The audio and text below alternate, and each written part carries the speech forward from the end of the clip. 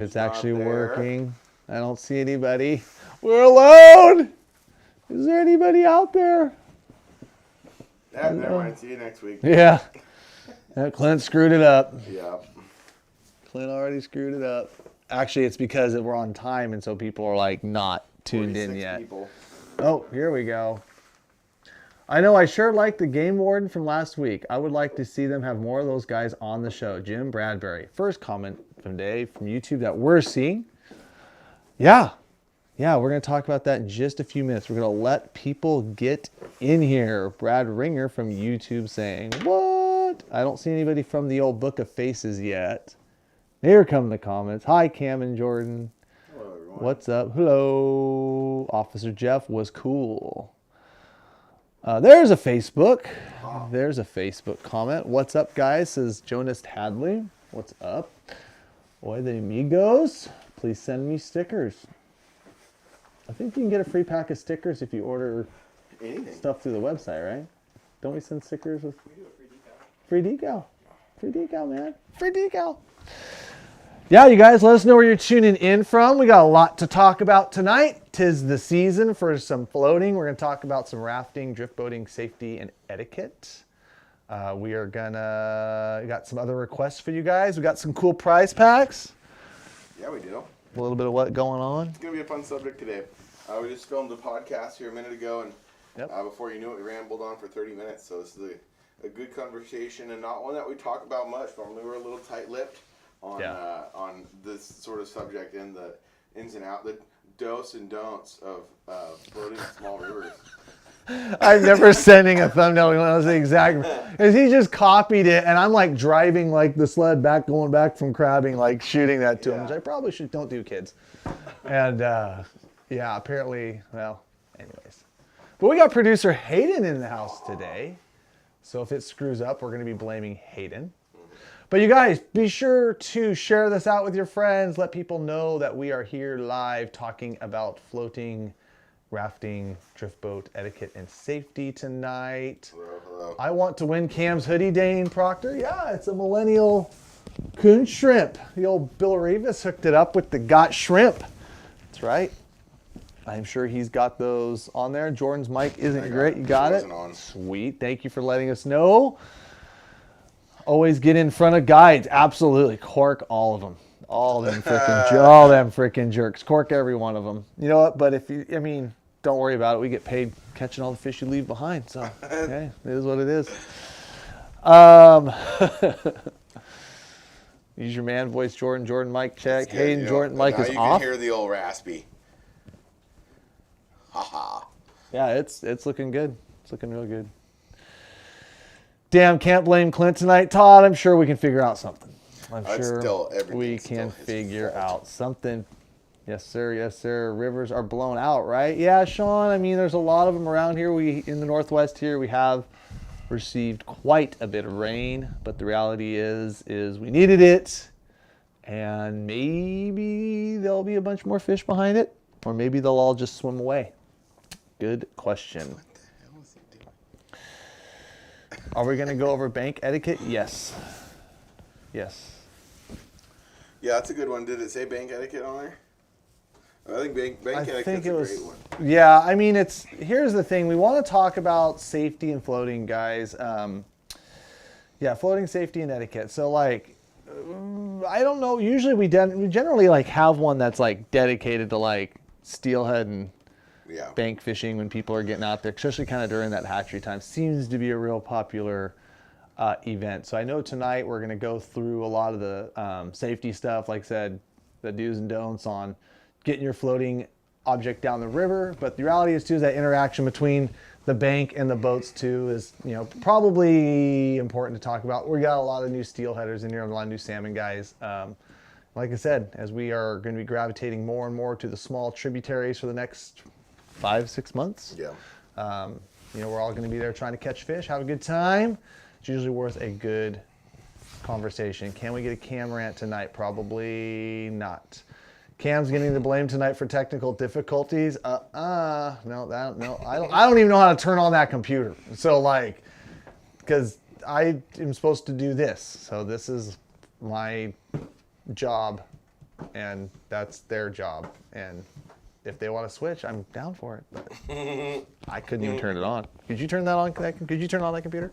Yeah, no, probably not. No, that's not my forte over there. Too many things going on. Yeah. Jordan, did you catch any of those coking in any of those Central Oregon lakes? Yeah, talk about the video that came out on Sunday. The Sunday night premiere. Yes, it was the Cascade series, and we went back to an area we've kind of messed around in a little bit before. And I had a goal in mind to go through these trout species challenge like we've done before. And the fun part of these, I think, of these videos too, is it's different every time. The scenery has been different every time we've done one of these challenges. We've gone to different areas. And especially with the trout, though, I think it's more, I like that I like the challenge of it more in the case of doing a multi-day thing rather than just trying to catch a fish on each river when we do this for salmon and stuff. The steelhead challenges that we've done on these 5 and 7 days. But the trout is cool because you're changing species. And a lot of times you're changing styles of body of water. You might be fishing a tiny lake one day, the next day you're on a river, and the next day after that you're on a lake that's 15 miles long. You know, and so it's just the diversity of it. And the excitement behind accomplishing any part of the goal, I think, is what makes it so cool. So that's one that came out, caught some of the coolest fish I've ever caught in my life. So go check that one out, you guys. But no, just the brown on the thumbnail looks like just the coolest. Yeah, it's like a really fun trip. It was filmed a few months ago though, so don't be caught off guard by that. Doesn't really matter. Why does YouTube look way more crisp than Facebook? Because YouTube streams at a higher resolution than Facebook, but that works out really good when we're in studio, but it doesn't work really good when we do live fishing on the water. Yeah, it kind of cripples us out there when the connection's not as good. So if you don't like what you're seeing on the old Book of Faces, you can head right on over to the old YouTube and check it out there.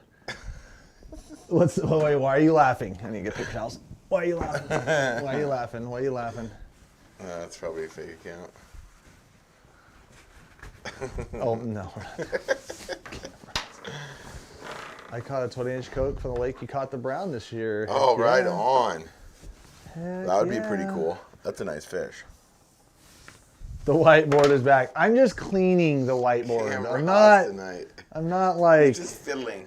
I'm not just, we're just trying to be a little prepared for you guys. We're trying to be a little prepared. But if you guys will let us know where you're tuning in from, if you're commenting on the live feed at any given time. Hayden, you know how to do the randomizer?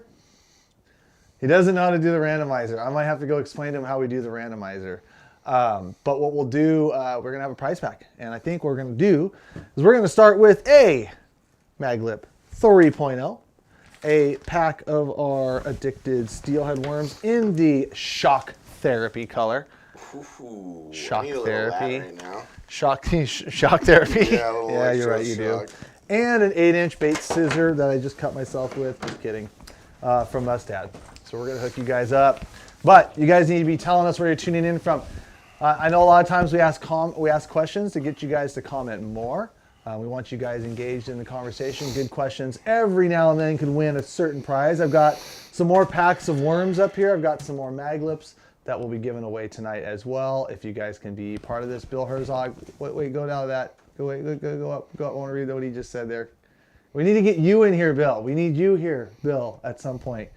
Camera cleaning board looks like what we did before the weekend parties. The 80s. I didn't need to go back up and read that comment, apparently. Yeah, Bill, we want to get you in here. In fact, we asked people last week, like, who do we want to get into there? And people said we want to get Bill, so. Yeah, sorry. Pony up, buddy. Bill. I feel Bill messaged me and wanted me to come up and fish, and I didn't. I was just getting off the road. It's gone, and I missed it by a couple days, and I'm sorry I didn't message you back, buddy, but we'll see you soon. We'll make it happen. Deep Beaverton. Worms, yum, yum, yum. Clackamas, Oregon. A lot of guys. Man, comments are now flying in. Cedar Creek, Los Angeles. Saw you in the bay. You like fishing the bay. I don't know. Did you see either of us in that bay? The bay? In the Halen Bay? I don't think so. No. No, I don't know. No, not me. So you saw another long-haired critter or another old washed-up fisherman? It wasn't Nick. I'll tell you that much. No. So fun to see you guys all in Fife last week. Daughter's still talking about you. Proudly wore her autographed T-shirt to school. Oh, cool. That's very cool, Melissa. Glad you guys came out. That was a lot of fun. I think we had just over 400 of you guys there at the party. That was fun. I think we gave away 370 tickets, but a lot of people didn't get tickets though. I think we ended up at 340 or 3. I don't know. It was a lot. There's usually a line for the tickets, so I can see people just skipping it. Yeah, they actually wanted. But then you're not going to get anything cool. Yeah, but then it was kind of funny because then people are actually there to like listen to what you have to say. Yeah, right. They don't just want the free stuff. So pretty cool. It was awesome meeting you guys out there. We will be doing more bashes as we get into the winter season, and then of course as we get into these sportsman shows. Oof. Yeah. Here we go again. I know. It's already around. I just gave him $1,500. Stoked. Super stoked on that. Yeah. Saw you guys in the Columbia Watch along with Cliff at Real Adrenaline. Yeah, they did a couple episodes down there. What town are you guys from? We are from Southwest Washington. Any bass fishing tournaments coming up? No. Sadly, it's things kind of wrap up, which is crazy. It is still phenomenal out there. We had one last weekend. We grabbed a 5th. Wasn't the best finish, but the reality was we caught some freaking studs, smallies, some 4.5s. Didn't catch enough of them. To get that 20-pound bag that my buddy Douglas found, but it's still really good. So, but sadly, no, it's going to be February for me before the next one. You can do any bass tournaments anytime soon? Get right on it. Get right on it. Row your raft out there. Yeah. Freaking get them. Yeah, I got a boat by somewhere else first. There you go. That's right. Yeah, I'll be the first guy to ever enter a bass tournament in an open bow jet boat. Why not? Sled. Oh no, you wouldn't. No, you wouldn't. No. There's guys that There's guys that just send it. Think about it. You got a big deck. You got a bow mount. Like you can. Oh yeah. No, you're fine. Totally fine. Isn't it too cold for bass? No, not at all. In fact, this is one of the best times of year to fish for them. Let's see here. Wish I could have made it to the seminar, but we'll for sure be at the Sportsman Show event. That's right. We're going to be doing that. Stay fishy, Redmond, Oregon. How's the storefront coming along? It looks fantastic. Yeah, you're allowed to go in there, especially coming into the holidays here. You're allowed to come in and you just ring the little bell and the guys come over from the shop, which is next door, and lets you in and stuff like that. So kind of a cold open, soft open. Yeah, if you are in the area, don't make it a super special trip because hours are variable. But most of the time, Monday through Friday, if you're in a local area and you're able to stop into the storefront, don't hesitate to come on in. Yep. Get some supplies. Heck yeah. Jordan needs a bass cat Hayden's eye just twitched. Did you see that? He goes... I can't wait for that bell. Ding, ding, ding, ding. Is there a hard launch date or is there a hard open date on that yet? Robbie's working on it. Gotcha. There you go, Robbie. Yeah, no, it looks awesome, guys. The guys have done a great job in there. There's going to be some really cool stuff. When you guys are out there running around doing your Christmas shopping, you will be able to stop by. How about that B-Run and Coho? What do you think right now? I don't know much about it. A lot of rain. Yeah. We did some crabbing today. Yep. And filmed, Jordan and I headed to the coast and we did what I think is going to be a really very cool, a little bit different crabbing episodes. I mean, you only can catch them so many damn ways. Yep. You can rake them, you can dive them. A lot of ways. Yeah. What's that? You can eat them a lot of ways, but that'll be a cool part of this episode too. It's something that I've never made. Yeah, we've challenged ourselves a little bit differently today, and we came home with a bounty, but we'll just leave it at that. We want you guys to watch the episode. But B-Run Coho, big rain, guys. Flooded everything out. I was saying, to the over 300 of you guys watching right now, like I was saying, hey, there's no B-Run Coho like the last few weeks. Okay, back up. There's B-Run Coho. Mm-hmm. Just not in really the numbers that we want to see, and that can be kind of shown because the state's been doing some restricting on some of the rivers, some closing on some of the other rivers now. There's some spots on some pretty prominent hatchery rivers that really need some they actually shut down the fishing just so they can get some of the brood stock that they need for the coho to make sure enough of them make it back to the hatchery to propagate the run. Yeah, so it's been a little bit of a challenge. I'm really hoping that this blowout, when the water's kind of clear, at least in Southwest Washington, North Oregon stuff, that some of the Oregon coast stuff too, that there'll be a lot of them around. Hopefully, we get some good another shot. Oh yes, some crab butter shots. Yeah, there's one in there that was like. Oh yeah. Oh, I can't believe you're not sick. I did them better when I got home too. Oh, I bet you I did. I did my low temp method. How did that? Fat, it's 10 times. It's not. It's all good, but you can tell the difference. Especially inside the head of it, there was nothing. It didn't even look the same. It was all fat, and all the fat was gone. So what you're saying is, instead of eating crab butter, you're doing like raw crab butter now. Not even. No, they're just because even the consistency is a little bit different. So what we're talking about is how you cook your crab temperature wise. My buddy Ruben showed me a method where you put them into the boiling pot, you turn it down, and you never let it come back to a boil. You cook them for about 30 minutes. And what happens there is none of that foam rises to the surface, and that foam is fat. Is basically rendered down fat coming out of the crab. And the flavor, of course, obviously in most meats comes from the fat. And it tastes way different. I mean, it would be different enough. Well, I'm going to see if you're not sick for the next 3 days, and if not, we might have to give it a try. A lot of really good crabbing right now, guys. I'm going to be doing a lot of those trips over the next couple months. If you guys are interested in going catching 12 Dungeon, it's pretty easy.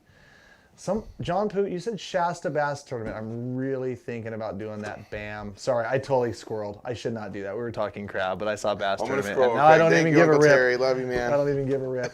Yeah, John, I'm actually thinking about doing that Bam down there at the end of February, if I can still get in. So we'll see how that goes. That's going to be a I'm going back down as soon as possible again. To Shasta? No, to crabbing. Yes, I was back to squirreling. Back to crabbing, yeah. Crabbing was on top. It was my fault. My mind went. Yeah. I was thinking about cracking some crab again. Oh, you got plenty of them. Yeah. I can't with the crab butter. It's not for me. Yeah, Joaquin, because you're like, you're civilized. Yes, Jordan's a wild man. Caveman, bonk, bonk. Yeah, I just. Bonk, bonk. Oh, it was disgusting. No tequila in it today, though. Cameron kept holding out on the tequila. Somebody even said that tequila makes it safe. Are you supposed to put tequila in it? No, or is that just a good excuse to drink tequila? Okay. That's just a good excuse to drink tequila while you slurp a crab. Nice. It's kind of tastes like a Bloody, if you will. Ooh, crab butter in a Bloody Mary. Oh my God, I'm inventing things right now. That would be so good. I could see that. Yeah, a little seafoody like. It really does taste. I mean, they already stick crab legs in it. Yeah. If I like sifted it or something, I don't know. Hayden, what do you think? Hayden wouldn't do it. He doesn't even eat vegetables. He ain't eating slurping no butter. Is the addicted cookbook in the works already? Yeah, it's going to be called Crab Butter, Bloody Marys, and Tequila. We will have to have drinks in with the menu items. So we are trying to do a little cookbook thing, guys. But it will be in a special way. Marlon's idea he has, I think, is a really great one.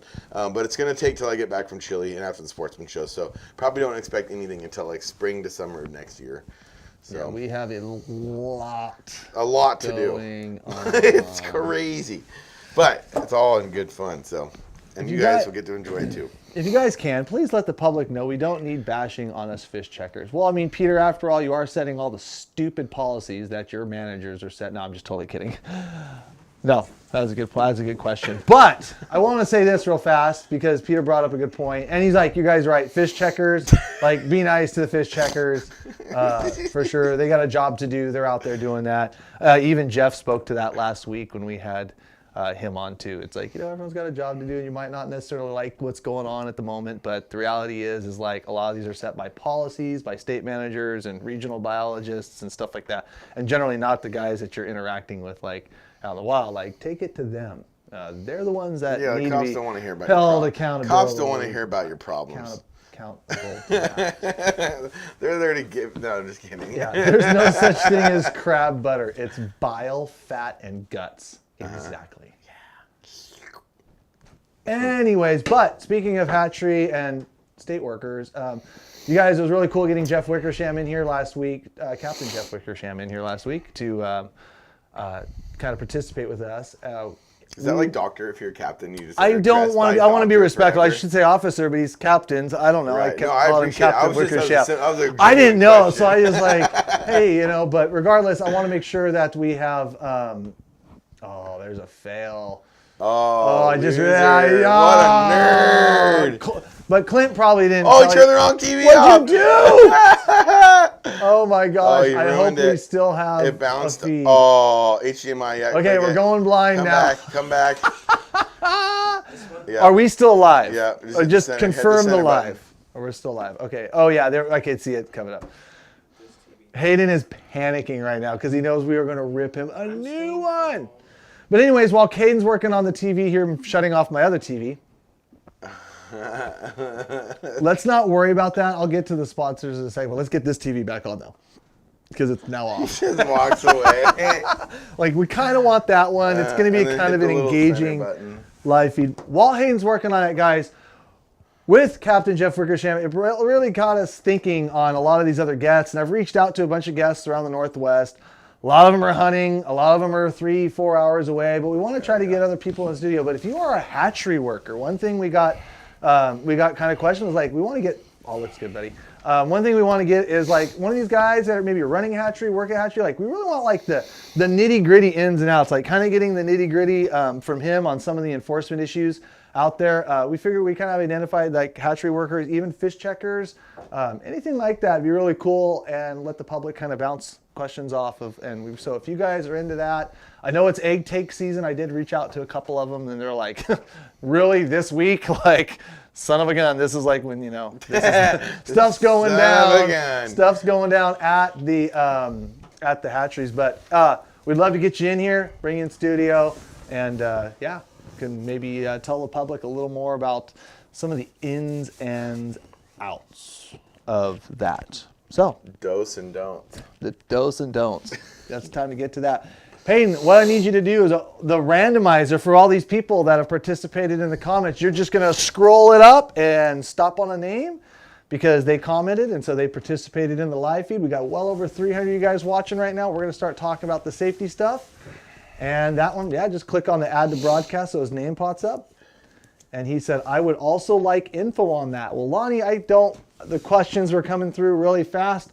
I don't know what you wanted necessarily info on, but we need your info because you want a prize pack consisting of the shock therapy, the irony, the scissors, and the mag lip.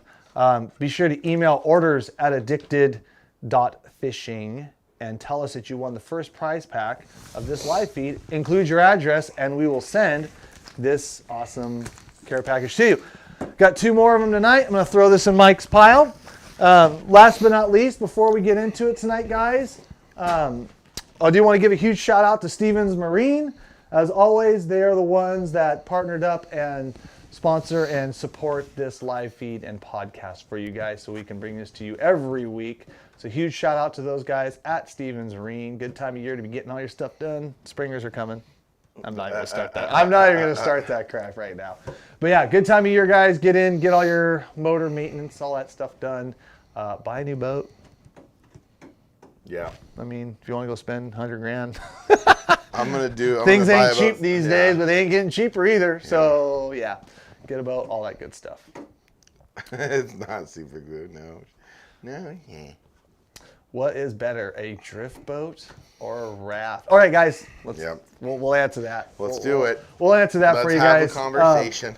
Have the conversation. So any of your safety questions, guys, we kind of want to talk a little bit about that. That's why we got Jordan in here. He's done just a little bit of rafting around the Northwest. Yeah, I've floated down the river a couple times. Just a couple times. So if you have any questions like that, we got some stories we're going to kind of talk about, kind of roll around. We know a lot of you guys are heading to the tributaries right now. The next 6 months is going to be kind of like small river partying. I mean, there's a little stuff going on. River jam. Yeah, a little stuff going on out in the ocean, a little crabbing in some of the bigger bays. But the reality is we're all going to be on the tribs for the next few months. Yeah. So we need to talk about it. Well, there's a lot of things that go into it. And today's thing is about safety, more so than do's and don'ts, or than etiquette. Etiquette kind of comes in with experience. Honestly, I never get mad at somebody that I can see flailing on the oars going down the river and see them pull it down below me 100, 200 yards. You know, unless you grew up in Washington, then you probably scream at them and be a total jerk. Sure. You know, Yeah, but absolutely. I'm not going to get mad at somebody that I can tell is inexperienced. You know, and nothing is worse than getting yelled at on your favorite place on earth. This is the river. Yeah. You know, for nothing other than a little bit of uneducation. You know what I mean? A lot of times you can tell, like, I mean, so if we're going to talk about like the etiquette piece first, like the first thing to demonstrate is just patience. Yeah. Like understanding, like the guy coming down the river, or the guy walking up on the bank, or anything, any of that situations, any interaction in that situation, like you have no idea where the other person's coming from. Yeah. Like it could be literally their first day. They could be a guy that's been doing it for 20 years and still is just a jerk. Like, yep, there's you know that. I mean? And then there's that too. So you never really know. So always having a little bit of grain of salt and always having a little bit of patience. It's a good way to have, good attitude to have to start. You know, and to go into the part of drift boat or raft, you know, that's that's a long and strenuous conversation, and that people have been having since people have been gluing rubber together and making rafts, and since they've been building drift boats out of wood. You know, and it just depends on what your outlook is. A drift boat is, if you're into it, most everybody here is watching because they like to fish. The thing about fishing is drift boats are made to fish. They're made to track in the water well. But the thing is that they're not the easiest to learn. I learned to row on a drift boat. I was on the Malala River. I was 16 years old. My buddy's dad bought a drift boat. We went and put it in the river 15 miles from town and floated. And that's how I learned how to row. Just sent it. It just went. You know what I mean? You know, one thing. Okay, I'm just gonna stop Okay. Yep. Just briefly. I'm on my phone. I'm looking like I'm tuning you out. You guys fired in about 25 like great comments and great questions. So I'm not writing. I'm just typing on my phone. You bought the drift on. I just don't want to be disrespectful. I'm not ignoring Jordan. I'm not ignoring the conversation. I'm just writing down because you guys are firing already some really good questions. And Hayden, can you scroll up just a moment? Go ahead. Sorry, I am so sorry. But the thing about a drift boat is, you know, you can hit, especially if you're in a clacraft. You know what I'm saying? Clackercraft. That's right. If you're in a clackercraft, you're in a clackercraft, you fear no rock. You know, that's their slogan. So every time I've been in Bob Kratzer's clackercraft when he smashed some rock. I was going to say that's every time I hit a rock. Holy cow. Every time I hit a rock in a clackercraft, I yell, "Fear no rock." Anyways, can you scroll up a little bit? The thing is, you can hit a lot of rocks in a drift boat, but the room for error is much greater, and you have much more lenience in hitting stuff in particular with a raft. You can bounce down the river, you can pinball through stuff while you're learning to row, and you're not going to break anything. But they considerably cost a bit about the same, honestly. So that decision shouldn't be money based. It's more of what you're going to want. The thing about a drift boat, the thing about buying a clackercraft or something is you throw a motor on it and you are diverse. How many drift boats do you see out in the Columbia all the time with 8-horse motor on it? Yeah. You know what I mean? And then you go up to the lakes and people got their kids out of them and they're swimming out of the boat and having a fun time. And drift boats are much more versatile. This is what I always love to say. Like, drift boats are better than rafts in versatility. They're easier to row, believe it or not. They pull plugs better. Like you said, you don't have no air maintenance in it. You can't really, well, you can spring a link in them. You can break them. But, like, for the most part, you're not going to, like, pop them. You can have heaters in them. Yeah. They pull plugs. You can put motors on them a lot easier than you can rafts. Yeah, you can put a couple rafts on motors. Like, there's about 20 different reasons why a drift boat is better than a raft, but literally the only reason why I have a raft is so I don't have to see drift boats. Yeah. That's it. Like, because they are a little more, they are a little forgiving, because they don't have edges. Like, a raft it's just a circular thing. It's got a soft edge all the way around it. Which is why, I mean, if you want to have the debate, raft versus like pontoon, but reality, like circular rafts like ride shallower than pontoons because you have a little more surface area. Yeah. But they are more forgiving to where, like, if you crush a drift boat sideways against a rock, you've got an edge that the current can grab and kind of pull and get a little sketchy there. It all depends on the flow and stuff. And not to say it can't happen in a raft, but it's just less likely and a little more forgiving. Well, I mean, the truth of it is more people probably die in rafts than drift boats. plain and simple, just by the places that you're putting yourself into. And that kind of jumps into like the next part that we'll even talk about here is experience level and how to learn. I would not recommend doing like what I did when I learned to row, letting your 16-year-old kid.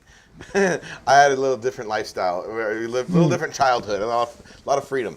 And I jumped in the boat and I ran, and that's not how I would recommend. It's baby steps when it comes to putting your hands to oars, especially, and I'm just going to say, especially if you're not an athletic person to begin with. If you didn't play sports all through high school and, you played competitive sports until 5 years ago, you know what I mean? You just were always an athletic person. So getting muscle memory, getting hand-eye coordination is something that you should really focus on doing before you put yourself in any weird situations, which I always suggest this to people is start on a lake.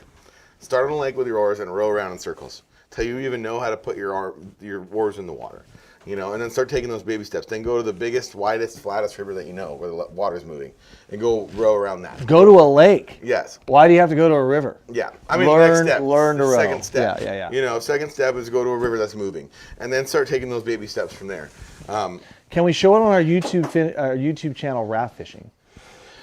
No, that's going to be too hard for Hayden to pull up right now. No. I think it's like you might want to check out the YouTube channel. There's 1 million episodes of raft fishing. Yeah. Probably half of it. Yeah.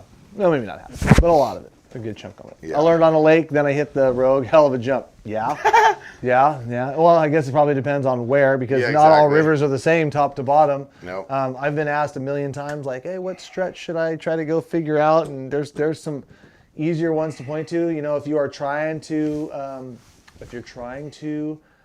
get that figured out, as far as if you're trying to figure out where to go, ask your local sports shop. I don't know in all the areas you guys are tuning in from, but I'm sure if you went in and said, hey man, I'm looking for a little place to go that kind of get my feeling a little bit on the sticks, whether it's a drift boat or a raft, baby steps, take it simple, search that out. There's a ton of good resources online. If you look at some of like the kayaking forums and stuff like that, there's some places to go when you're trying to figure out. And all this stuff is like publicly out there. As much as everybody thinks it's all freaking secret, like the reality is, it is everywhere out there with river names. I'm just gonna say it right now. I was gonna say it's a lot easier to get information for river navigation than it is for fishing. I'll say that much.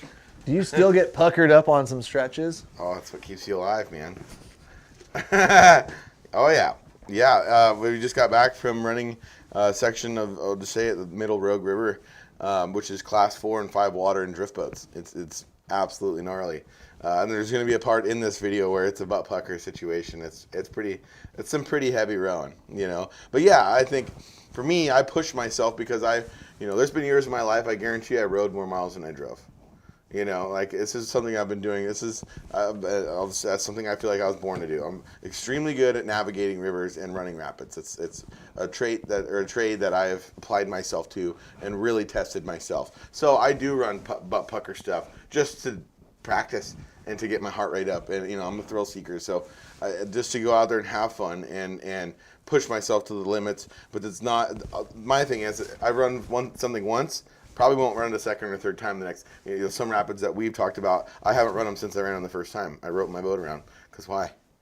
I know I did it. I know I had the skill level. I knew the line. I put it all together. I tested my skill, and then that's okay. It's not a. And you probably did it in the right. You probably did it You probably did it in the right situation, because we always talk about, like, when you're trying to learn stuff and you're trying to navigate stuff, you always talk about stuff that's like stuff you have to be committed to and that's consequential, right? Like, I screw up in this run right here, and now I'm not getting out until like 2 miles down below. Or if I have a bad moment here, like it's a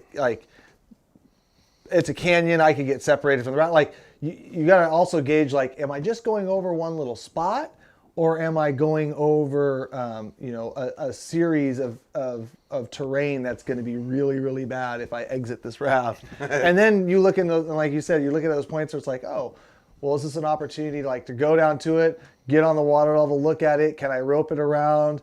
And I can, can we be safe about it, or am I forced to row it? Because if you can rope stuff around or walk stuff around or ease stuff, like, not necessarily through like the juice of the rapid, sometimes it's better to go through the juice of the rapid because you're not going to hit any rocks, where the plume is and whatever. But every rapid is different, and just putting yourself in those situations, you're just going to be getting just better and better and better at it. Yeah. But that's the fun in it too, Looking at where you can not put yourself in a situation where you're forced to row it by doing your research, doing your homework, going with a friend, going with a guide.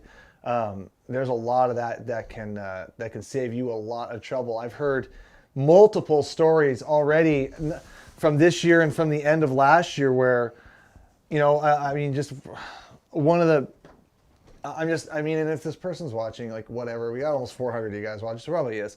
But like the reality is I know of a spot like past a hatchery where a guy had flipped a raft and he got caught up underneath the trees, and it rolled his raft up and it pinned it into these trees, and I'm sitting there going like, and the way I would go and navigate this weir, there's like a little middle channel. It's a little shallower. A lot of times I have to kind of get out and push it down, but it's like, to me, like when I would go up to this spot, I would never in a million years, and I've rode this river a million times, ever go over the left side channel, because I'm looking at all this wood and debris sticking out of the river, and to me, like wood's like, and if I go over the weir here in the middle, I might have to like push my raft a little bit, but that's where I would go 100 out of 100 times. I would never, and I found out this other individual went left and freaking yard sailed it and lost some gear, lost some stuff.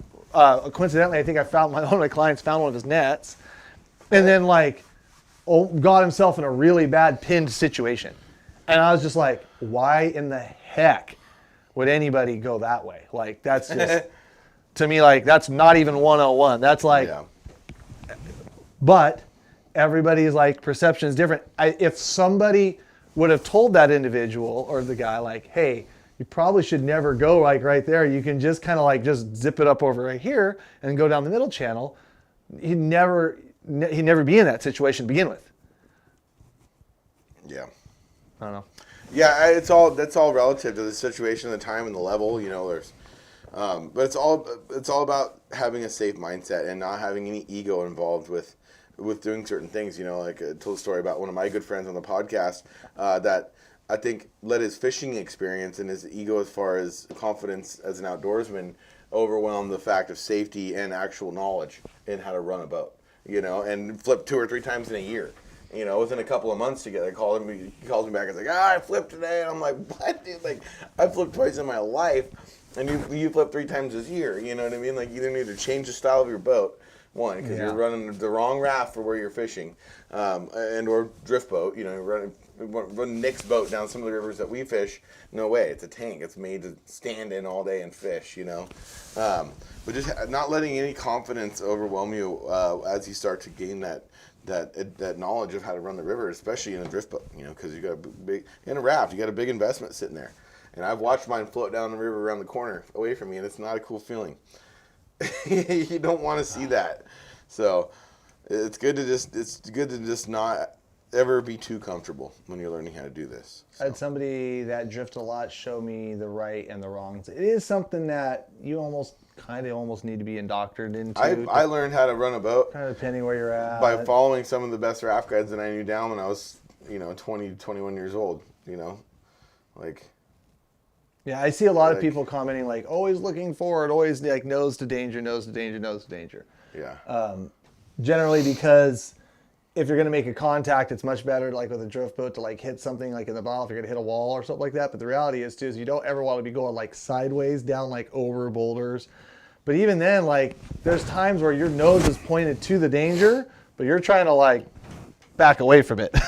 So it's, I think people just think I just point my nose at it and I'm bounce off it and I'm safe and all that stuff. But you're trying like not to be in danger.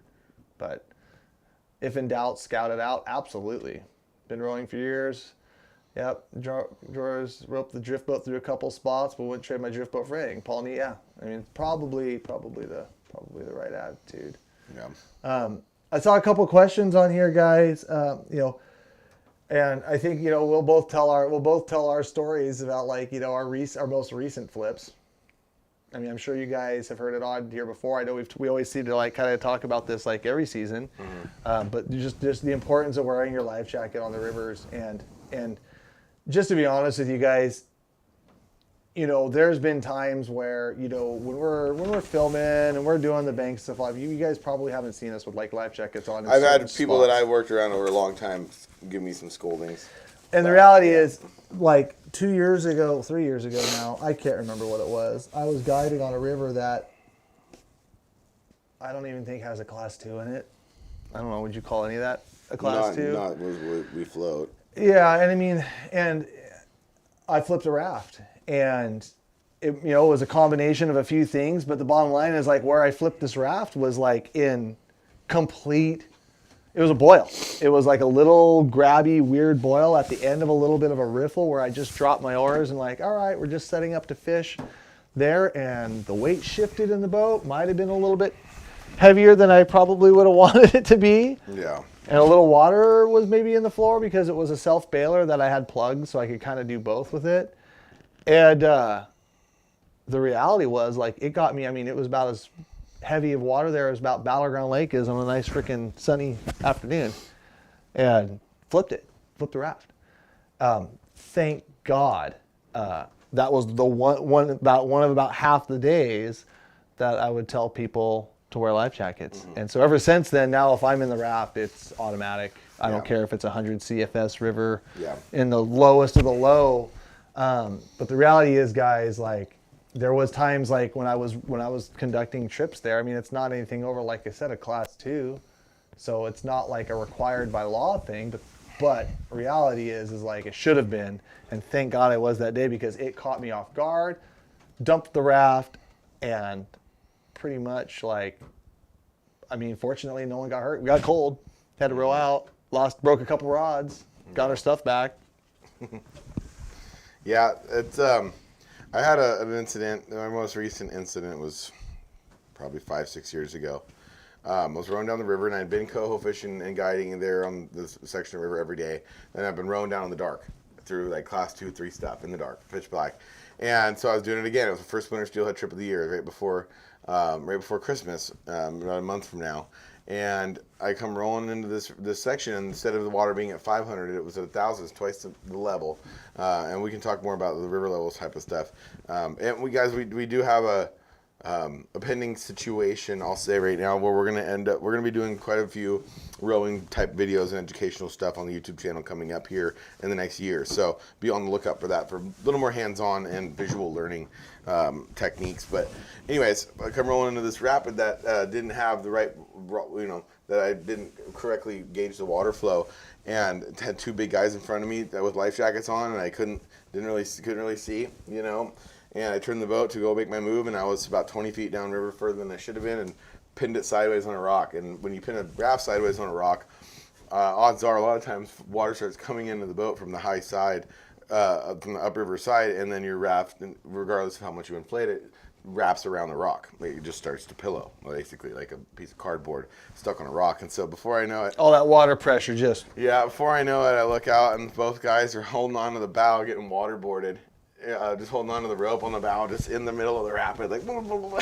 So I jump forward. This is the guy that you take fishing all the time. I take fishing all the time. Great dude. And I jump out. I grab both of them. I pull them in the bow of the boat.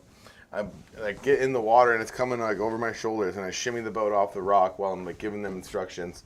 Jump in, grab my rods, grab the oars, Little's gone. It's dark still. Like, I don't know where the hell Little's gone downriver somewhere. And so he almost lost Little, folks. Yeah, he knew what to do. And so I slide out the rock and get back in the boat. And I was very situationally aware. It wasn't my first time ever being in a life or death situation. Honestly, however that sounds, it's the truth. This isn't the first time I've faced a life or death situation where I needed to be clear-headed, not panic, make moves, give orders, and keep people safe. One thing too, we had our class 5 life jackets on the whole time. So even if we would have swam, we would have been fine. We would have made it to the bank, might have bumped some bruises, but the life jacket will save you pretty much no matter what, if there's no wood involved or variable involved. But funniest part of the story, and again, that situational awareness, I was in use of some tobacco, and I realized, and I started. I've heard this story. I've heard this story from the guy right before we hit the rock, and I get to the bank, and I'm like, I still had it in my mouth, and I'm like, interesting. And he tells the story because when he turns around, he's like, Yeah. I asked the guys, I'm like, you guys, and after it's pretty quiet boat ride after this, obviously, because we're on our way out, and it's 32 degrees, and I go, guys, did you notice I still had that in my mouth when never got wet? Yeah, in the middle of the rapid. And he said, when I looked up out of the water and I saw you calmly chairing your tobacco and barking orders, I knew we were going to be okay. It's like the guy that jumps in the pool with the beer and it's like, boo-doo, she still has it. He's like, it's all good. Yeah.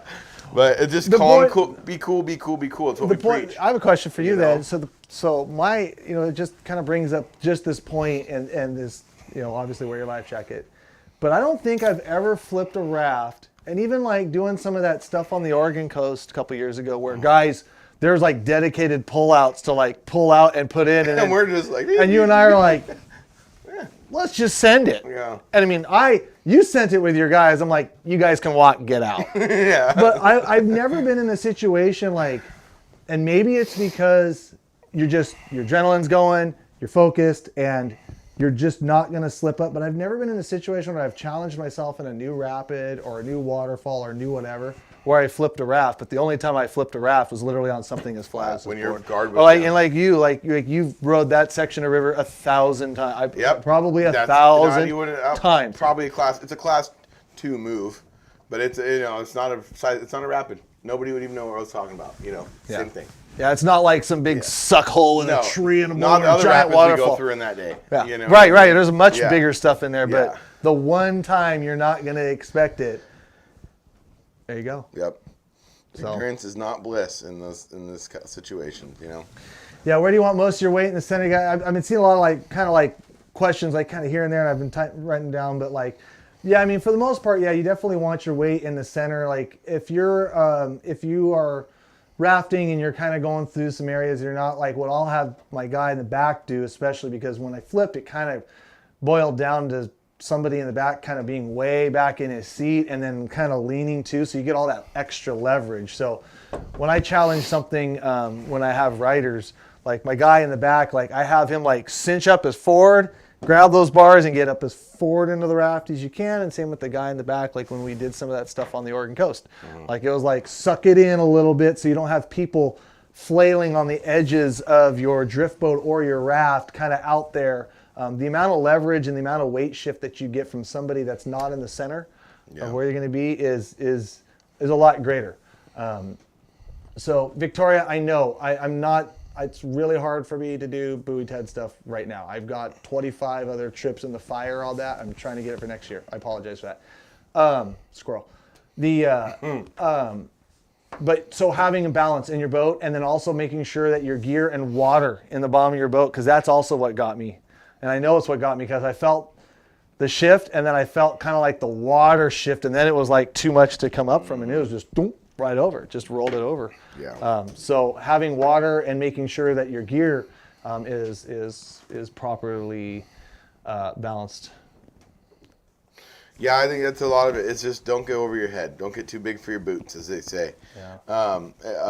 Whether you're in a drift boat in the biggest river, or the same thing. Like, complacency does kill, especially in a situation where you're putting yourself in an area or in a scenario like that where you're doing something for the first time in a place that you don't know. River levels, I saw somebody mention that is very important. The reason that this guy that Cameron's talking about flipped is because he shouldn't have even been on that river yesterday. Really shouldn't. Nobody should have been anywhere yesterday. It just wasn't a thing. This happened yesterday. Day before last? Oh no! So like I mean I don't have the details on it. I should have looked it up, but I heard that they were pulling a fisherman's body out of one of the local rivers just a few days ago. No, I meant the guy that flipped the boat. Oh, that was something I saw online. Yeah, so it was within the last couple of days. Yeah, it was the last couple of days, and it involved a tree. It involved a sweeper. Yeah, which is probably one of the most like kind of scary things that you can run into very unexpectedly. In our local rivers. Mike Z, thanks for tuning in, buddy. Got to see you soon. Yes, sir. But it's just to carry a throw bag. That is actually, if you're on a guided fishing trip and anything over class 3 water, you're required to have a throw bag, which is a floating rope. a bag of floating rope in your boat. But it's a very good idea. I think most, pretty much, if you're going to a retailer and buying a raft or a drift boat, I think they actually do supply them, or you can get them there. So that's a very good note, And that's and I can tell you what, like that throw bag, that has saved me in more situations where it's like, oh, I forgot a strap or I forgot this, but like having that nice little 50-foot rope. They never go bad. No, I've had throw bags for 15 years. You know what I mean? They never go bad on you. So, but that's a very good point, Mike. I see some people are saying Owlets last week. I heard found in Toledo. Yeah, tragically it sounded like, I don't know any specifics. I saw the blurb, but we just lost, I'm assuming, a fisherman just a few days ago, from something happening on the water. So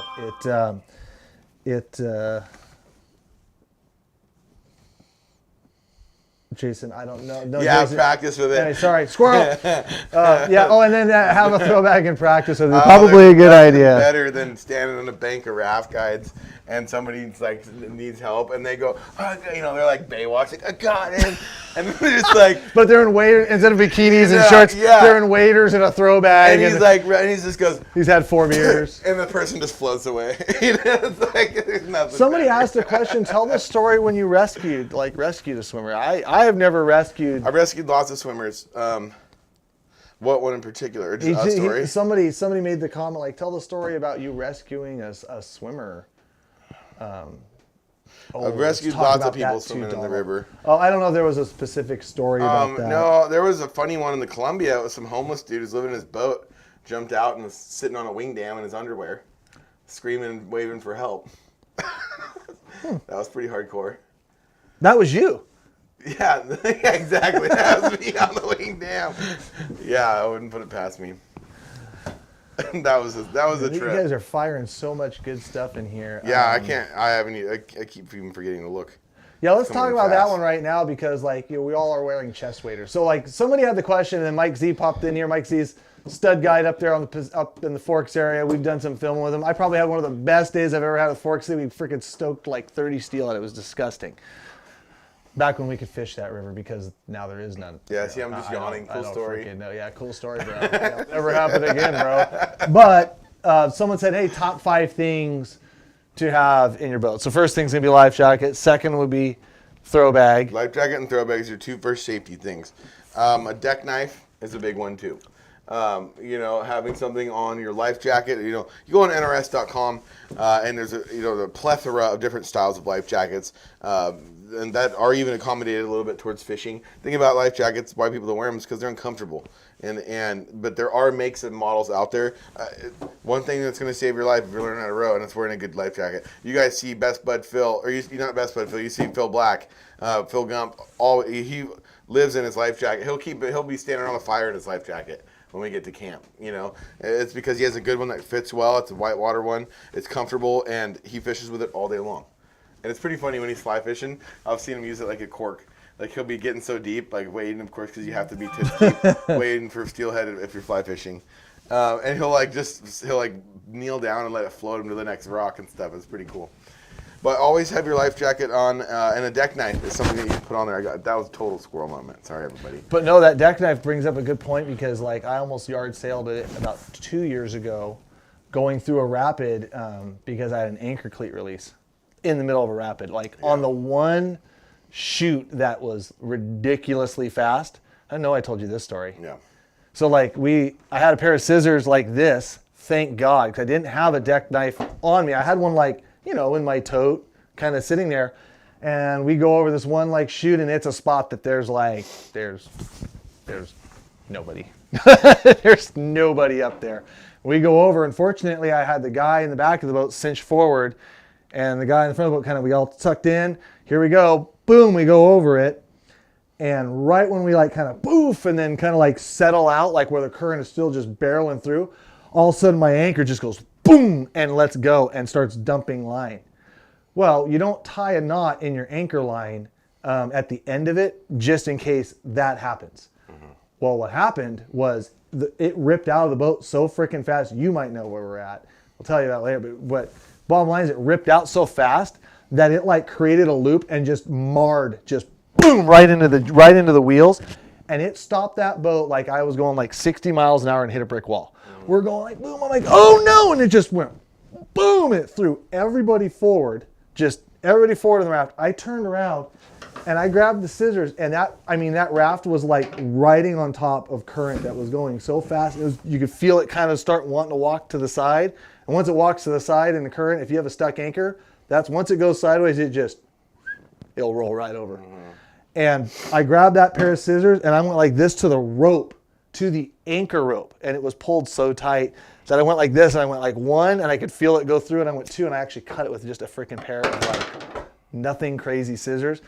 Lost the anchor, never getting that one back. Yeah. Never getting that one back.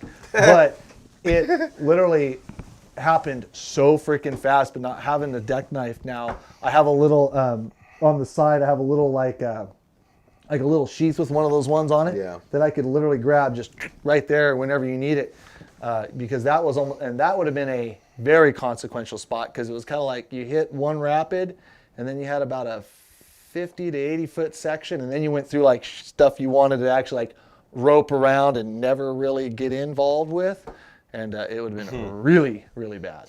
So so always important, easy, have cutaway ability. For sure, and that would have been a bad one. I got lucky as heck. Yeah. Next one would be a flip line, especially if you're in a raft. Whether it's in your life jacket, anywhere from about 8 to 10 feet of rope with a carabiner on it, tied onto it with a good knot. Explain to them what a flip line is. A flip line is it even goes for a drift boat. Flip line is basically just it's a piece of, what would the hard cord be? Like a half-inch rope. Yeah, like not even half-inch rope. Like what my raft straps are made out of. Nylon. Oh, yeah. Like a nylon strap, basically. A nylon rope, like a dog collar in a way. Something very tough and durable like that. That has a carabiner, a large unlockable carabiner on it so that you can, in a bad situation, get on top of your boat if it does flip. Grab that thing, clip onto whatever side rail or side line that you have on your raft, and flip that thing back over and start cleaning up the chaos. So that'd be item number 4 in my opinion. And what would be item 5? Wading belts. Wading belts. Oh, it's such a good one. What camera means a wading belt is, you see, Pop-Off and Dave are bad examples of this because they always wear their waders without wading belts, or they'll have them on even and then they won't clip them. It's like one of my biggest pet peeves. See, I like to have a wading belt just because I like to have my tools on I like to have my tools like right there, pliers and scissors and stuff. Tim, I'm the same way though. I don't, and I never have. I'm the same way. I don't ever have my belt naked at all. There's no point. But wader belt is something you put on, and it's a lot of times they're nylon belts that come, nylon stretchy belts that come with the waders that you buy. Yeah. But I recommend either using a raft strap or even just the Sims belts are pretty high quality that you can get them tight enough. But the thing about that belt is it's a belt. You should wear it tight. Well, and he said, I carry a knife and always thought I would be able to puncture my waders if they started dragging me down. Like, is that a sound idea? I've never had to test it. But I think like the idea of like the wading belt too is that it will pocket some air and keep you up-ish. Yeah. I mean, basically. And that only really helps if you have a life jacket on. Yeah. Because if your legs float and your top doesn't, that doesn't really work very well. It just sucks in his pores right out. Yeah. Those physics don't work out. Your feet are floating. And the math ain't mathing. It's really hard to swim and your the feet physics are ain't physicking or something, whatever. Shoot. There you go. Yeah, that would not be a good idea. That would not be a good idea. Yeah, a lot of good comments on here, guys. I'm trying to rip through. Hey, and I did check that power strip. It's like the best thing to do. I think Little unplugged the... Okay, well... We made it I don't know. I'm guessing Clint's girlfriend just texted me that. That was you. Yeah, that's what happened. I think little guy might have popped the. Wait, man, did you unplug it? Hey, buddy. Yeah. He's my friend. Can Kyle Stotts get a birthday shout out? Happy birthday, happy birthday, Kyle Stotts. No problem. Yes, sir. Be prepared for the unexpected, especially in winter and adverse conditions. Remember unloading the boat and getting all the snow out 14 inches southwest Washington. Yes, always be prepared. I don't know about at this moment. Snow? Yeah, that's like if your inflatable PFD goes off and your clothes are dragging you down and you want to pop it, just wait for it to bring it to the top. Oh, Mike Z says a whistle. Yes, but I think you're required to. I mean, I have a whistle, but I think you're required to have one. Yeah. Like, yeah, that's a good one. That's a good one, Z, because things happen, you flip, you end up on the other side of the river, you need help. People know they're after you. They know you're down there somewhere. A whistle is a very quick looking because chances are your cell phone ain't gonna work. Have a whistle. Because you know all those. Yeah, poor Whittle. He has a whistly bark. Yeah, exactly. But, yeah, he'll let you know. Never barked either. No. Oh, it started getting light. All I see is his little ears on the side of the river. Yeah, he's probably more just pissed. He was like, freezing. what in the heck, dude? What the heck, bro? Come here. Yeah, so no, a whistle. Yeah, Mike Z, there you go. Experience for sure. A whistle, because it might be able to have people locate you when if you go for a swim. Yes, sir. Yes, sir. Oh. Yes, sir. Yes, sir. Yes, sir. All right, let's talk about. Someone had a really fun question. He goes, "What about floating as a single fisherman in your raft or your pond or your raft or your drift boat, and trying to fish at the same time?" It sucks. Doesn't work that great. It sucks. Yeah, you pass up some water. But some of my favorite days are floating the river by myself. And then I hitchhike back to the truck and start bribing people at the boat ramp that are fishing. With the fish. With money, usually. Oh. Yep. Yeah, so I saw that question a couple times. People talking about like fishing by themselves. It's a pain because that's the best part about owning a drift boat or a raft. You get to watch your friends catch fish. Usually that's what it is. You are the man in control. Back in our days, like kind of learning around the drift boat stuff when a lot of our rivers had a bunch of early run hatchery steelhead. It was like we played games where like you rowed and you had to row your buddies, and when one of them caught a fish, then he was on the sticks, and there was still opportunity for the guy on the sticks to fish a little bit, but you constantly did this like trade-off as you were going down the river banging them. But now our friends, you get to fish where he lets you. Yeah, that's how it works. And you always have to fish something different. I'm hungry. You can fish this spot. Yeah. Okay. Yeah, this spot. Yeah. I'm a quantity like teener fish in this spot. You can have it. Yeah, exactly. No, that's why it's so funny. We go fishing with those guys. Like they're always running the worms. And they're very reactionary baits, but then it's like I always will have like the float rod with the eggs kind of sit there, if applicable, where bait's allowed, don't hold me to every, okay. Yeah. But you know what I'm saying? Like to have maybe the rower always having like kind of the different technique than what everyone's using, just so when you have to clean up. That's an etiquette thing too. I don't know who I was explaining that to the other day, but I'm like, you don't want to be the dick that puts on exactly every time something works, you put it on, and it's just like. Oh, just as you're going. I think we talked about it in the live feed. You know what I mean? Like, if the guy rowing is using the eggs, let the guy freaking rowing use the eggs, and don't switch everything to exactly what he's using every time he catches something. Yeah. Oh, and Mike Z said float plan. Absolutely. Tell people where you're going and where you're exiting and at what time you roughly should be back. That is a very good point, especially for you guys that are really kind of getting into the areas. I mean, honestly, like busy Saturdays and some of these steelhead rivers, there will be a lot of people around. But if you're trying to get your feet wet, those are generally the times that maybe you probably shouldn't be giving that a try. And you're going to be trying some of these like lower stretches of rivers that might not be as popular, but might be a little better for rowing. Like if you get into trouble, you're going to want to have people know where you're at and when you're to be expected back. For sure, that's a really good, very thoughtful thing. Yeah. Most of us, we always know because it's like we're always talking to each other every day. Like, where are you going? Yeah. Oh, we didn't hear from old Not Jordan. Not me. Tonight. They'd be like, I haven't heard from Jordan in 4 days. Anybody know where he's at? He's stuck on a boulder in the middle of the river. Yeah. No, I don't think so. Yeah. Also, be careful with anchoring, guys. One thing, anchoring there's a lot of spots on the river when you guys are going down to, whether you're in a drift boat or whether you're in a raft, and understanding when and where to drop your anchor, and also understanding if the current's really, really hard, and if that anchor hangs in spots, it's just kind of like, I mean, you can kind of correlate that to like not dropping your like Columbia River anchor in like really bad sturgeon spots. Like you got to think like, I got to get this back, but there's a million places that I would love to drop my anchor going down these rivers, but some of them are just not safe to do so. Even with, and a heavier anchor is obviously better for anchoring. It's going to hang better, but it might also hang in spots that you don't want it to hang into.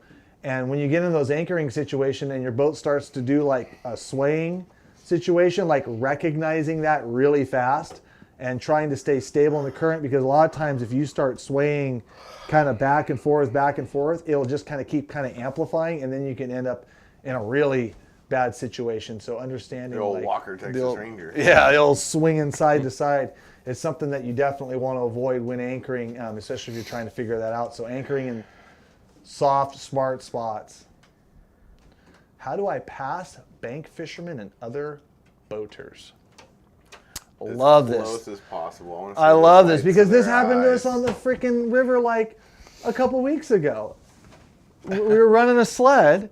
So what I'll try to do if I'm in my raft or in my sled or in any boat, drift boat, whatever, and I go down to the river run and I see bank anglers, like I say, on the right side of the river, and they're fishing the left side, I don't generally will try to go over the water that the fish are holding on. I will try to go from me to you away. Yeah. From them. If and Blair and I something, I go, shut up, and I just keep going. Well, I don't even argue with them. It's so funny. Go the whole river. I go, shut up. Right. Right. So like Blair and I were coming down in a sled, and there were some bank anglers on the right side. Yeah. And his motor was disabled. We sucked a bunch of rocks doing some low water sledding, and so we kind of crippled by like these guys on the bank. And I mean, I was like from media away because it's a nice steep bank. And I'm like, hey man, we're just trying to get by. And they gave us the look like we had just kicked their dog across the road. Yeah. And I was like, well, next time I guess we just drive right over the water. So like, I don't think those guys kind of knew what we were doing. And I even we were kind of in the position where we were like coming downstream. Yeah. And so I just did it.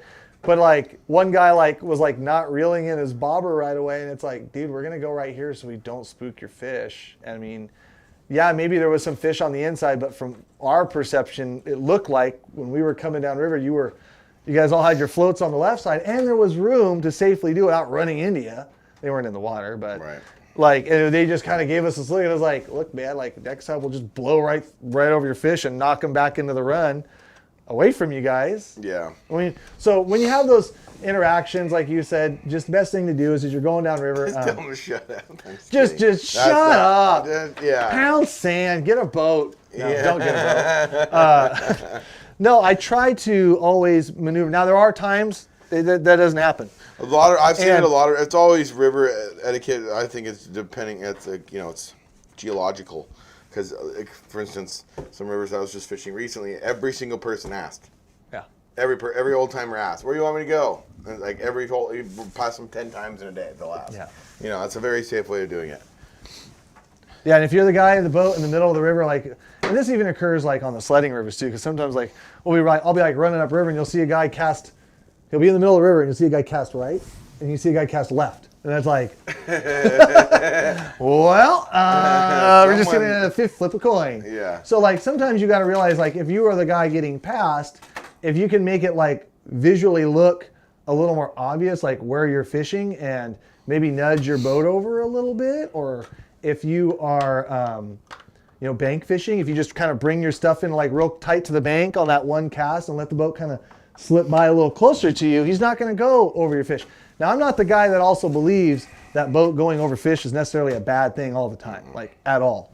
Like I think if you have stagnant, stale fish, yes, Lucas, we are still alive.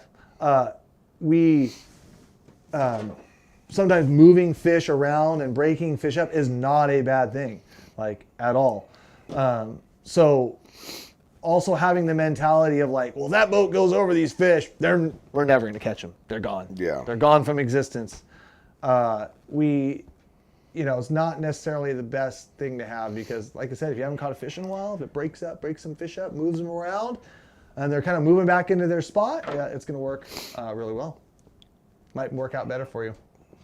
Ask locals at Drift River. Other fishermen warned me about danger spots on the river and said it was very dangerous. Just ask others if the river is safe. Yeah, John, when we were talking about scouting like kind of a new river to kind of begin, like some of the local, sports shop, fly shop, fishing shops, those guys are usually a wealth of knowledge. They generally know their local waters and might be able to say like, yeah, you're new here. You might want to stay away from my water. Yeah, well, not my water, but I was gonna say the one rapid up on the. Yeah. Oh, that rapid! Like, everyone's like, you're gonna die, and then we went through it, and we actually stopped in the middle of it and fished and hooked a fish, and like, it was nothing.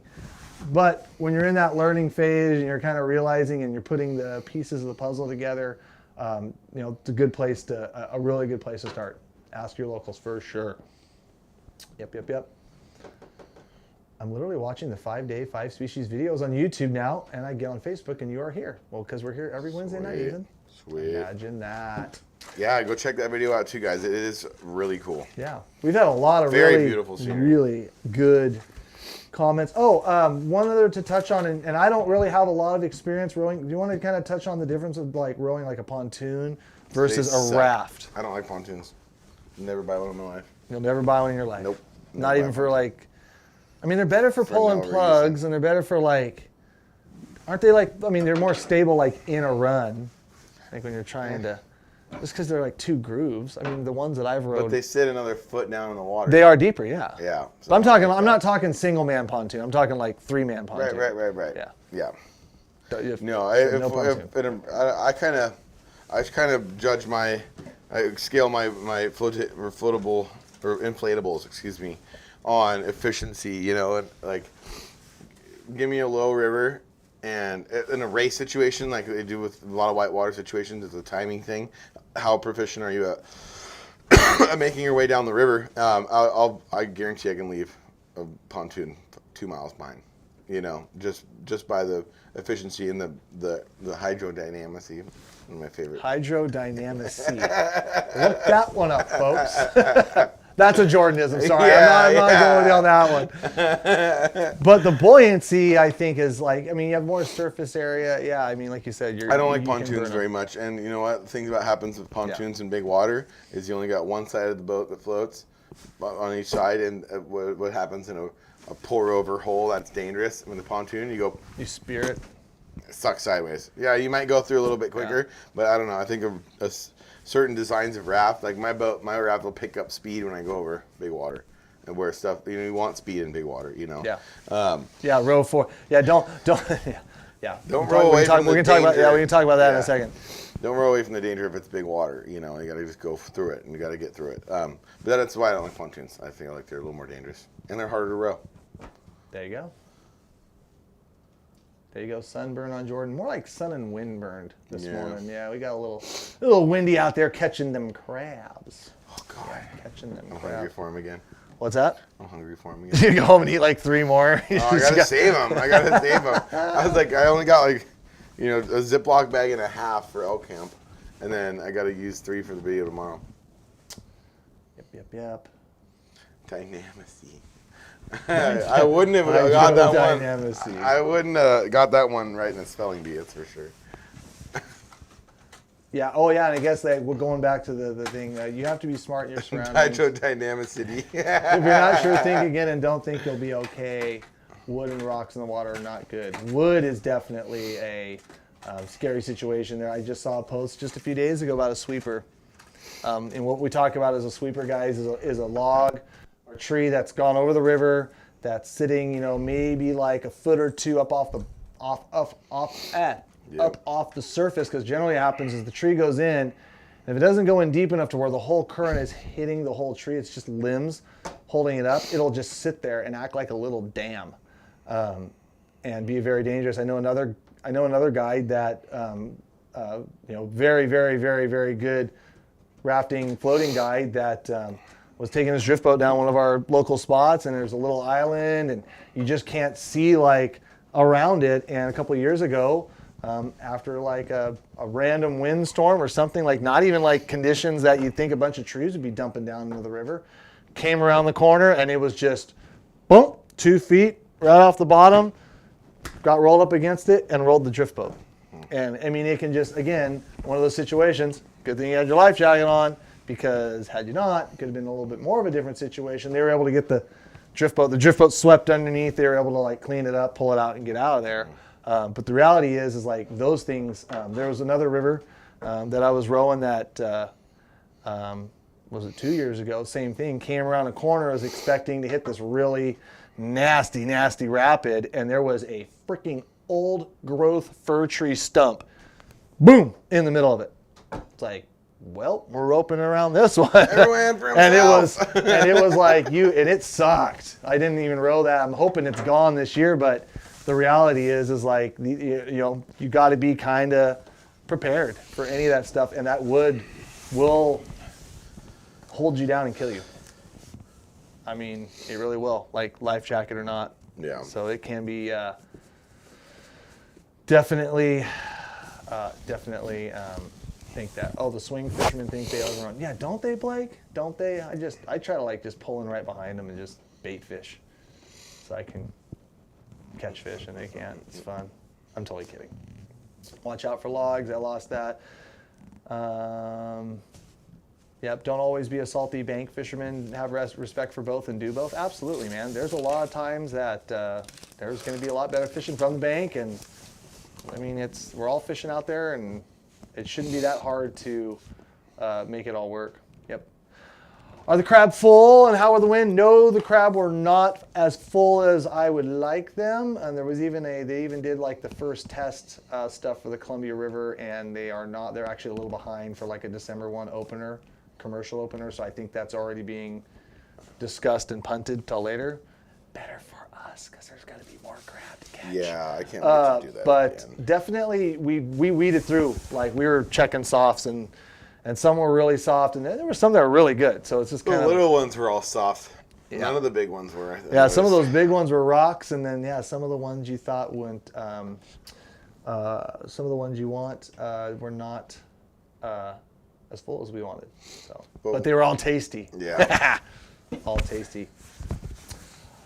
All right, guys, I think what we're going to do here is, because I don't know what the living heck they did in this studio, but these heaters turned on 20 minutes ago. It's freaking 90 degrees in here back here. Are you feeling that? Well, and we Dude, kind of I don't know why they did this. So we're going to do last second wrap up. Any quick question, guys? Can you do stuff on center pins? Oh, Ben, we're going to be doing a lot of stuff on center pins here real soon. I think. Yeah, there will be. We will be doing some of that stuff. Tannerite chainsaw. Actually, Jason messaged me about having a saw kind of in the boat. You're not allowed to run a chainsaw over the water. I guess he said something about bar oil and. Where? I don't know. He just said this is what. So somebody asked where Luigi was at. I tried to drag him in here tonight, but he was on assignment. He was out catching fish. He said, with log beams across, you'd always touch on saws in the river, and that it's illegal to run a saw over the water. They do have bar oil that is eco-friendly, or electric saw is an option. I don't really carry a saw because I know with my raft. If I'm going somewhere I've never been. Somewhere you've never been? I know nobody else has been. You know, nowhere else has been. Yes. Yeah, I would feel like. Write me the ticket. So. You know what I mean? Yeah. I'm not gonna die because that would have been a good question last week for Mr. Because he'd probably be like, "Oh, goodness." That's where discretion comes in. Because I asked him the question. I'm like, so you come around a corner and there's a tree completely blocking a river rapid, and then it's also a no trespassing spot, because like it's not like what He's do you do? Oh, come on. And I'm like, I don't care. I'm never gonna send my clients through a death trap, so I'm gonna. I mean, and if it's a spot you don't know because you can't scout it from the road, and then the tree could have fallen. Fell the tree on purpose. The tree could have fallen the hour before. It's like, what do you do? And he's like, it's up to officer discretion. Blah blah blah blah blah. Yeah. I don't know the exact rules on that, Jason, on the chainsaw thing, but a handsaw is always nice for getting rid of those pesky limbs that just seem to always be in the wrong spot. Might carry a handsaw every now and then, Did you hear him? I mean, the beavers get up in those. Cameron destroys habitat. Oh yeah. Oh, here we go. Wild fish guys, bring it on. That's how they're gonna get me because I cut a limb out that. Yeah. A dead limb. Yeah. We don't. You always check your local rules and regulations for that. We're just gonna leave it at that. Cool. Let's do another giveaway. Yeah. Yeah. This is ridiculous. You guys, sweating. I don't know what's going on. But I'm like, oh my God, it's like, I'm gonna have a heat stroke. Yeah. So we're gonna do one more prize pack. And you know what I feel like, guys, just to wrap it up? One couple things here. If you guys, like I said, I was saying a little earlier, we want to get a lot of guests in here. If you want to come in here, message me personally, guys. Go to Facebook, Instagram. You guys have my number out there. It's kind of everywhere. Gone Catching Guide Service. But if you're a hatchery worker too, we'd love to get some of the ins and outs and some of your guys' perspective. We're looking for some of those guys. Private, tribal, or state. Yeah. I know you know some guys quite a few guys up north, but that's kind of a little poke. We're located in Southwest Washington. We'd love to get you guys in here. We won't be mean, we won't bite, I promise. As for any of you guys else that, we're looking for those good guests and good ideas and stuff to bring you guys every week. We had almost 400 of you guys watching this week, so pretty good conversation. Clint is not behind the camera right now, thank God. That's why everything has been running perfectly tonight. Thank you, Hayden. We always had comments. Yeah, we always had comments. I never had to be like, well, waiting for new comments. Never. I mean, apparently it can be handled. Thank you for that, B&B Landscapes. That's a good show. And, we're going to touch on, I think we'll do a full steelhead etiquette one here in the next couple weeks as we're trying to bring guests in. We're just going to plug up some of these other subjects as we go. And then we're going to start, I'll just let the cat out of the bag right now. After the first week of December, we are going to start talking like steelhead technique subjects where we're going to we'll bring in Nick to talk beads. That's always a good one. We'll bring in Jordan. We'll do some full float ones, but we're always up for your guys' suggestions and ideas. Yeah. Do you have anything you want to add? No, you want to get the heck out of here. So, appreciate your guys' support, all that good stuff. We still have some drop items on the Etiquette.fishing website. Why don't you pick a random Schroller winner? And this is Hayden's fault, so if you don't get picked, it was all Hayden. Hayden, he's to blame because he did not pick you. What do you got? Do it. We got Dustin McKee, Jordan Carnegie with the jiggy, jiggy, jig, jiggy. Nice. I bet you've never heard that before. No, never. Jordan the Jiggy Jordan? Yeah. Yes, sir. Dustin, you have won a pack of Disco. Well, this is one of your favorites, isn't it? Disco Worm. Disco Worm and Maglip 2.5 and a pair of... You stole those, didn't you? Yep. And we got a pair of Mustang pliers. Look at that. We got right from the grab bag. So be sure to email orders at addicted.fishing. Dustin, congratulations. You guys won. Like I said, any of those suggestions, you guys, hatchery workers, all that stuff, shoot it to me. And we will see you guys next week. And I don't know what we'll talk about. Let's see who we can get in here. We won't see me. Won't see you. That's right. You're going elk hunting. So we'll figure it out next week, guys. All right. Later.